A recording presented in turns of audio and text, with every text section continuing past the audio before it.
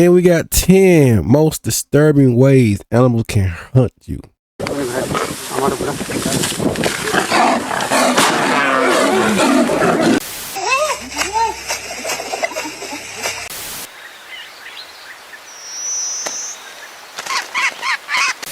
If you have nothing else to be grateful for, get on your knees and be glad that if you have 99 problems, avoiding predators ain't one.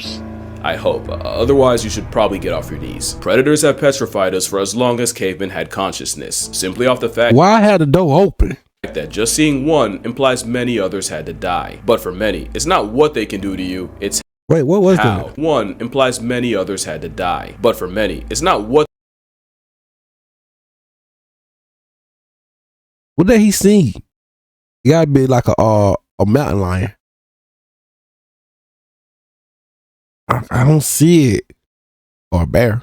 they can do to you, it's how. And these are the top 10 worst animals to be hypothetically hunted by. And spoiler, it gets a lot less hypothetical as the list goes on. The only rule is I won't be talking about sea stars or crocodiles, only because I just made videos on both. Trust and believe they're both very qualified to be here. And if that disappoints you, here's a consolation prize. There's a lot of things to be afraid of being marooned on an island. Dehydration, exposure, but most don't consider being culled by crabs. And that's because, outside of remote islands in the Indian and Pacific Ocean, the coconut crab is only found in a very bad trip. Coconut crab, bro. Coconut. Oh no, I'm thinking about the what is it? Like the one that like the spider ones.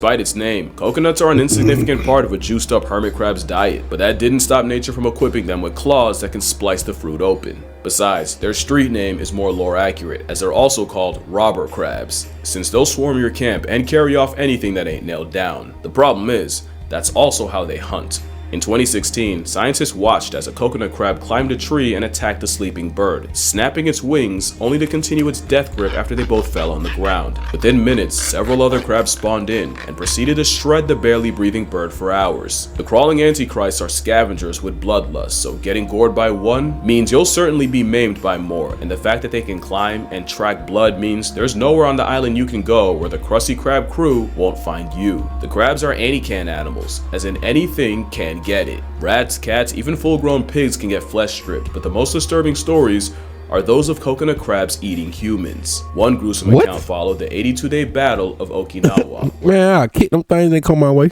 Japanese soldiers bore witness to hordes of giant spider-like crabs ravaging the bodies See, yeah, they thought it was spiders or something. It do look like spiders. Man, just kick them. of their dead comrades. Not saying kick them, but they come your way trying to, Just to think yourself. No real proof that this. See, these things. At first they used to look scary to me, but now they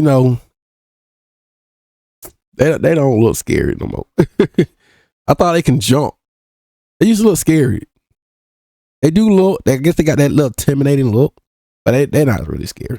Happened or that it even involved coconut offenders, but unfortunately, that's exactly how the crabs would have acted. Imagine a gang of armored cockroaches carrying the jaws of life, except the outcome of getting caught between them is quite the opposite. And with a diet of detritus, most coconut crabs are poisonous to eat, especially since many have the habit of eating sea mangoes, a fruit so toxic it has another name.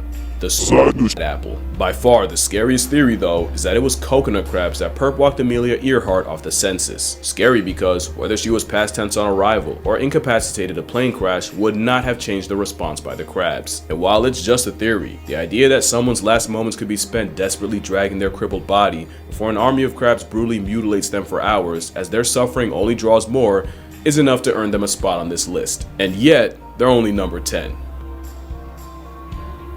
Who's number 9? Most people aren't afraid of the dark, more so what could be in it. Thalassophobia is that before the ocean, but not a lot of people are afraid of the sky. Probably because you should be able to see what's coming. That's why the harpy eagle is number 9, because if this is your predator, you will never know peace. They're one of the biggest eagles on the planet, but what makes harpies built different is that their wings are way shorter, which means the harpy aimbot can chase you through the trees in a way no eagle ever should. Just imagine a homicidal hippogriff breaking into your house and snatching your little brother out of his bed. And now you understand the generational PTSD the monkeys on their meal prep carry. And those claws guarantee you don't get the chance to find out twice. The size of a grizzly bear's mitt with the grip force of a Rottweiler's jaws. You can actually hear the bones of their prey breaking as the harpies crush the life out of them. And safe to say, the same feet that can crack open an armadillo would not feel good to have gripping your skull. It is incredibly rare, but there are cases of harpy eagles attacking and clawing humans, where the eagle's leg had to be amputated because even after death, the talons wouldn't release their grip. In 2023, tourists in French Guiana I like how tall they can get. past a perching harpy when it suddenly went for one of the women, plunging its claws into her scalp and leaving her with several deep lacerations. The concept of being jump scared by a plus-size prehistoric Freddy Krueger cockatoo spikes my cortisol, but they rarely go after humans, and when they do, the fault's usually the humans. The next animal not only punished a good deed of one man, it became one of the worst animal attacks in Brazilian history.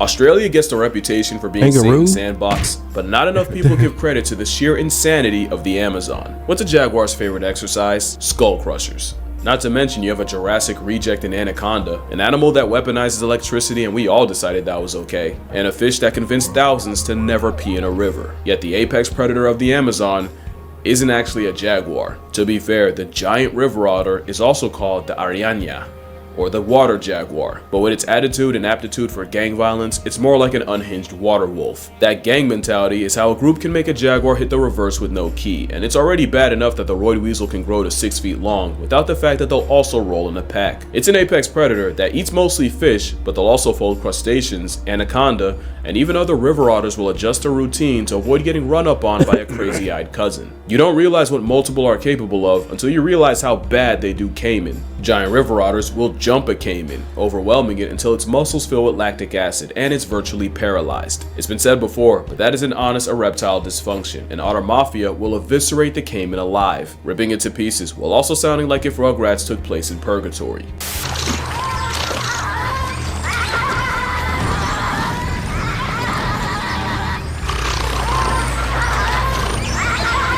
Imagine not knowing what river otters are and hearing that for the first time. I'm telling you, bro, God, dog. Part is, it's been proven the same hunting tactic against a human is tragically effective.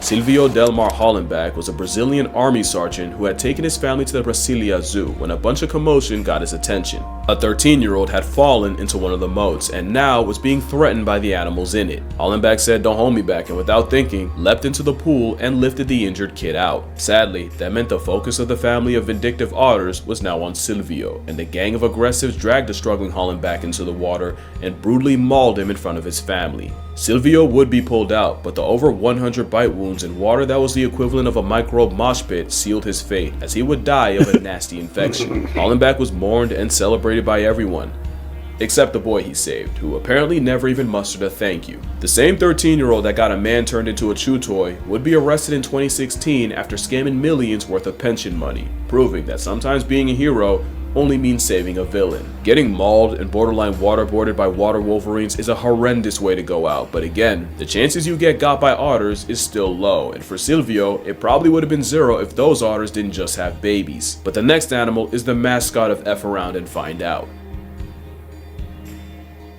Is it a brown bear? The Cape buffalo makes no sense on this list, until you remember it's one of the few prey animals that actually hunts predators. The tank, nicknamed Black Death, is arguably the most death-edging animal to hunt because it is a top 5 most vengeful creature on Earth. A common misconception is that the lion's biggest rival is the hyena. That's laughable when a 1,200-pound piss fit can send a big cat backpedaling. The Cape buffalo is number 7 because cows are dangerous enough, but if Widowmaker tastes death, the rage cow ensures you go down with it. The Cape buffalo has treed lions for hours, and they'll stalk lion cubs just for the purpose of stomping them out. Now add that the Bush Mafia can pull up in a super herd of over 1,000, now you understand how lions risk going full-time horizontal every time they try them. And with a couple hundred people gored and killed by them a year, this is the first animal here with a respectable body count. People gored and killed by them a year, this is the first animal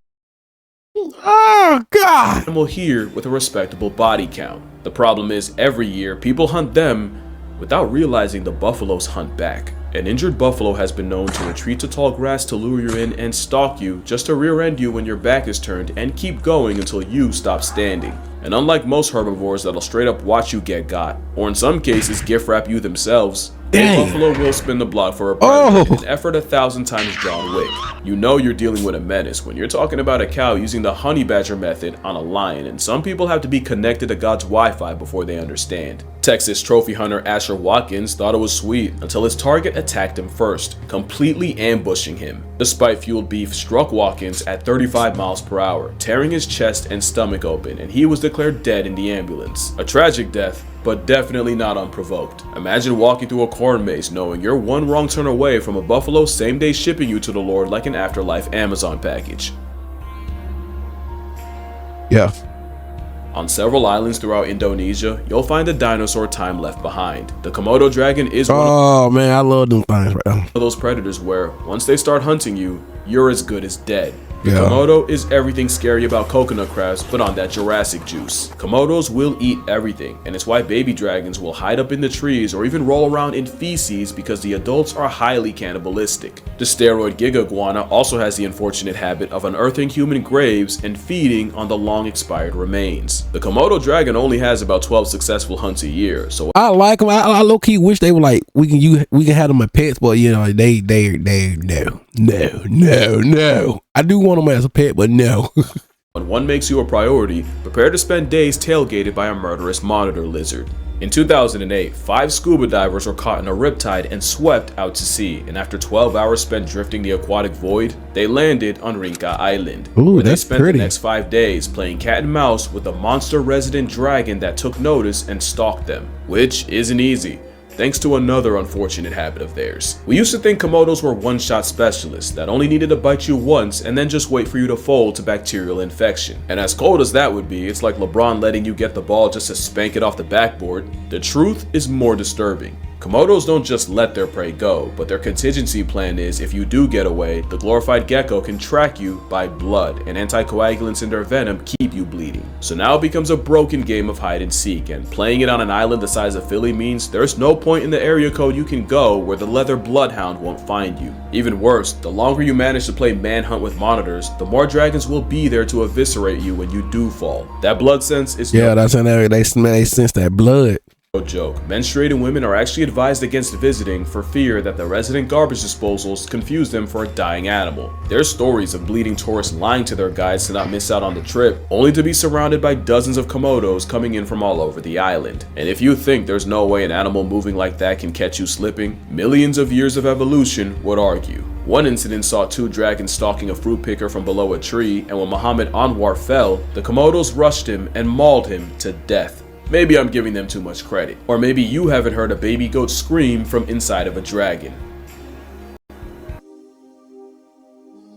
To say that the ocean terrifies me beyond comprehension is an understatement, and the animal that scares me more than any other isn't a shark, isn't an orca, not even a giant squid, but not a squid, because I'd rather go skinny dipping around great white sharks than ever catch a Humboldt squid in the wild. At only up to 6 feet long, they're not the biggest, but everything about the way they feed fuels my nightmares. When a hunting Humboldt homes in on something, they'll approach it with all 10 appendages extended to grab prey and force it towards its mouth, and not only can that beak slice skin and cut chainmail, they do it so fast that they can grab and retract prey in just one camera frame. Not to mention, they have 2 tentacles with suckers that contain inner teeth, great for grabbing. But the real reason the Humboldt is number 5 is because the way they would hunt you is straight out of a Stephen King wet dream. Humboldts can hunt in parties over 1,000 strong, and they're also highly aggressive speed-eating gluttons that'll strip fish down to the bones before fishermen even have time to reel them up. They're also trigger happy with the cannibalism, and the moment one of their own shows weakness, it gets jumped and torn to shreds. The problem with Humboldts is they speedrun life so fast, they're never not thinking about food, and if you find yourself in the waters at the wrong time, you can get mauled by a pack of fleshy-armed box cutters. But it's the intelligence that's the biggest problem, because Humboldts aren't always aggro. They can be curious too, and they'll often steal cameras and lights just to take them apart and examine them. But Humboldts can go from 0 to homicide in seconds, and because they communicate by flashing red in a sea of black, once one says go, many more will follow. One diver was approached by a squid who gently started nibbling on him, and the diver, who probably couldn't believe his luck, started filming. And in seconds, the squid started pulsing red, and the man was immediately slammed by multiple as they simultaneously began to pull him into the abyss. He would escape, but he genuinely thought his ticket to Tupac was booked, and there's many more stories of divers being confronted by squids and nearly dragged to the point of no return, and some even swear they've had Humboldts attempt to rip off their masks and drown them.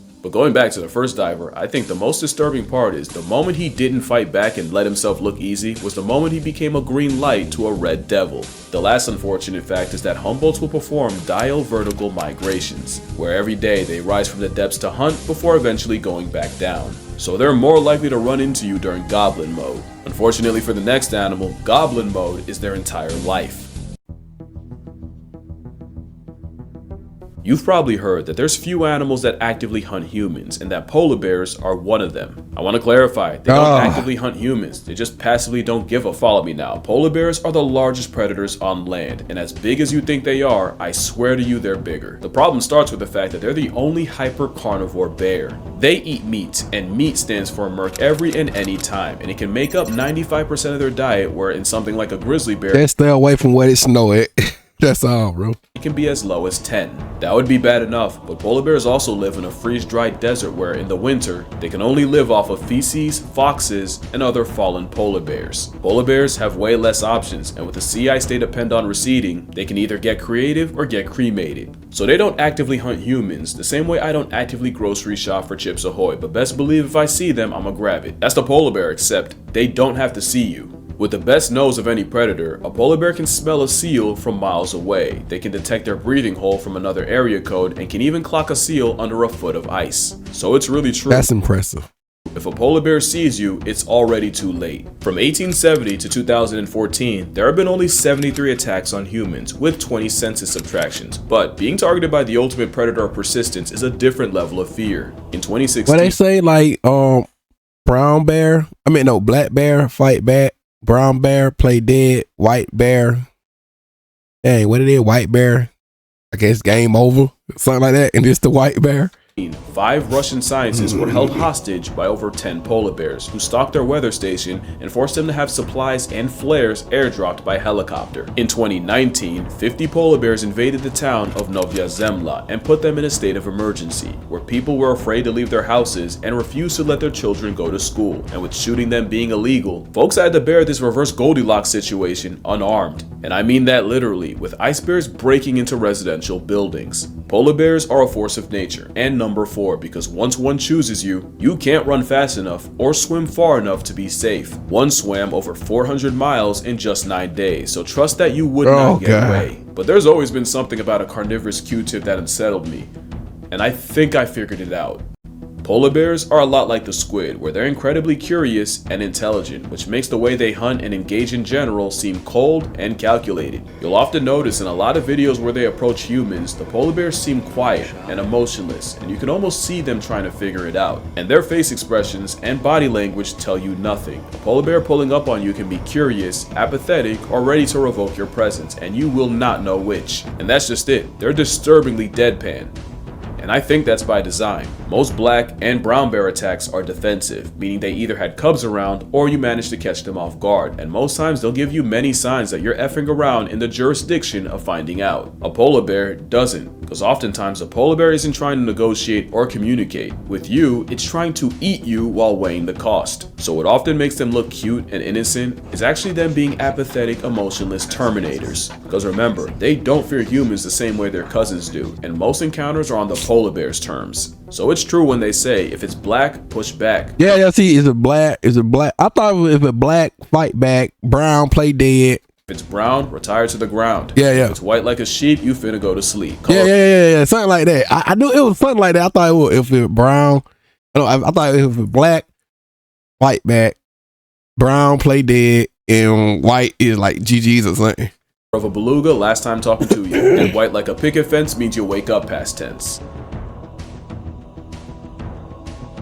Number 3 and number 2 are both interchangeable. It just depends on which movie scares you more, a gross out body horror slasher flick or a psychological mental health massacre. If you pick psychological, wait for number 2. And if you pick slasher, Well, you probably already know how horrific it is being hunted by chimps. The sick joke is, less than 5% of their diet is meat. Yet in places like Ngogo and Uganda, they can have a success rate of 80%, and it's because the way they hunt is coordinated and calculated. First, you have drivers, and their job is to pressure prey into the trees without actually trying to catch them. The moment you try to climb, you've screwed yourself, because there's also blockers whose job is to limit any possible escape routes and make a literal jungle gym even smaller. So now you gotta avoid them while being chased through the trees by chasers. The last role are the chimps smart enough to anticipate where you'll try to escape and will camp themselves in the perfect spot to snatch you if you pass by. It's painfully effective, and once something like a colobus monkey is caught, it's immediately crippled and eviscerated into several pieces. I genuinely have to be careful with what I show y'all. Just know that monkey's still alive and he gets his arm snapped after all that. Chimpanzees are number 3 because they might have the most brutal ways of past tensing prey, and they don't discriminate. Chimps are on record ambushing families of gorillas, frightening the females and running fades with a silverback, and kidnapping any babies to remove them. They're not the only babies at risk, and viewer discretion is advised. As habitat loss and food shortages have pushed humans and chimps together, there have been more cases of chimpanzees snatching human children with chilling results. One human toddler was viewer discretion, I mean it this time. One human toddler was grabbed by a big male, and in less than a minute, he broke his arm, beat his head in, and even disemboweled the boy and removed his kidneys. Being hunted by chimps is like playing death tag with parkour-capable pack hunting zombies, but luckily, meat isn't their main food, and attacks are still relatively rare, which is why I have tigers at 2. Tigers don't actively hunt humans, but living on top of each other for centuries is why tigers have the highest human body count of any animal on this list. Folks traditionally wore masks backwards in order to discourage the tiger into thinking he had lost the element of surprise. But it's believed the trick was spammed too hard and now the tigers are catching on. But intelligence is the second scariest thing about them. Number 1 is, they are the most vengeful animals on the planet. Black Death be damned. Piss off a tiger and you might not live to regret it. You may have heard of the poacher that shot a tiger and stole part of its kill, so the tiger tracked him down all the way to his cabin, destroyed anything that smelled like the poacher. Oh yeah, he got it revenge. I think I remember that. Including his mattress, just to John Wick the man when he eventually returned home. Tatiana the tiger proved that you don't have to be in the wild to find out, after she escaped her San Francisco enclosure to track down and savage the men that had taunted her. But by far, the most notorious tiger in history was the Devil of Champawat. This was a Bengal tiger who had gotten her canine teeth broken, likely by a human, which meant she could no longer hunt her normal prey. The result was she started stalking humans, and the endgame was the man-eater of Champawat destroyed 436 people, eluding poachers and hunting parties and somehow always knowing when to leave an area and lay low. Tigers are quick and efficient. They take you out and then return back to the shadows, and honestly, I'd probably die of an anxiety attack long before a feline flatline. They don't usually go out of their way, but all the extra exposure— That is crazy, bro. Just imagine you looking up and that thing right now ready to attack you. GG's for me. Around humans has shown us exactly what tigers are capable of, and the worst part is they could easily be scarier. The reason tigers are orange is because orange isn't a concept to the animals they do prey on, and if we were on that list, this is what the world's biggest whiskered reaper would look like, and it's still not number 1. Who number 1? Ursinus orca is the most oppressive predator on the planet. Makes sense. At this point, there's not much I can say that you don't already know. You know they're intelligent, but what genuinely surprised me is they take very few risks. If prey has the smallest chance of fighting back, orcas will move the needle to 0 before they move in. Not only that, but their methods change depending on the target. That's why they'll soul slap a stingray before it can sting. That's why they'll immobilize sharks before they can bite. And it's why they'll up smash a seal as high as they go like Super Smash Bros. But they don't neutralize prey just to be safe to eat. They'll turn a dying animal into a life lesson. In that same stingray clip, a family of orcas toyed with the half-alive stingray before letting its body sink into the abyss when they were done. I genuinely believe the stingray was slapped by the orca grandmother, and the rest of the pod was playing with it in order to learn how to deal with one, and when the lesson was over, they had no further use for him. It's not cruelty, it's communal calculation, but it is why orcas are the most fear-inspiring, heart-retiring predators to have, and if you're still not convinced, let me tell you a story that still sticks with me. It's time for a revolution in whitening with a toothpaste that gives you whiter teeth in one day. Remove even deep stain. One grandmother orca was not only smart enough to memorize when elephant seals in the Falklands would breed, she knew exactly where and what time the tide would be high enough to hold her. This 20-foot Type A dolphin basically staked out the nursery pool until the tide got high enough for her to seemingly spawn out of nowhere and abduct a defenseless seal pup, where she then dragged the seal out to sea as a practice dummy. For the next several hours, her family toyed with and tormented the baby seal, with the pup alive for most of it. Again, it's not evil or torture, but it is how orcas polish their prowess. But for the seal, that's stranger danger on steroids, and one of the worst ways to go out. Slowly, and with zero hope. And now you see why great whites will piece out of a favorite hunting ground for a calendar year if they have a run-in with an op dolphin. And why humpbacks feel the way they do. We're talking about animals that'll roleplay as prey and practice drowning each other before they try it on a baby blue whale. It's not an act of malice more than survival, simply a skill surplus for them and a skill issue for everyone else. I won't slander them, but I definitely pity their prey more than anything else's, but I gotta come clean. I did lie to you. They're actually not the most oppressive predator on the planet. That would be take away the guns, the technology, and everything else. The very foundation of how humans hunt makes them the most horror movie predators ever. Simply put, imagine a predator you can never run away from. You can get ahead. You can even get out of their sight, yet every time you turn to the horizon, they're there. They're not even tired, but you are.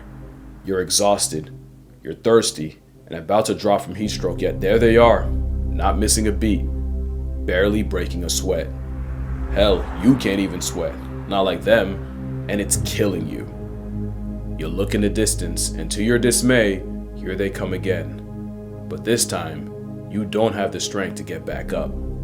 They're slow, but persistent, like an immortal snail that never stops. They run you into the ground, waste you without even touching you, and come sunrise, they're ready to do it all again. You just won't be there to see it. They're finally here. They literally walk you down knowing you're at your limit. One raises its stick, you close your eyes, But it's a movie. breathe your last breath, but they took all you had left, just like they take everything else. Your story's over, but the ending was authored long before you first ran. It's not your fault. It's not evil or a crime, but it is what happens when you meet the scariest predator of all time. And there you go, ladies and gentlemen. Yeah, I like that one. I'm not gonna hold you, which I already know. Link up in the description, all that good stuff. Let's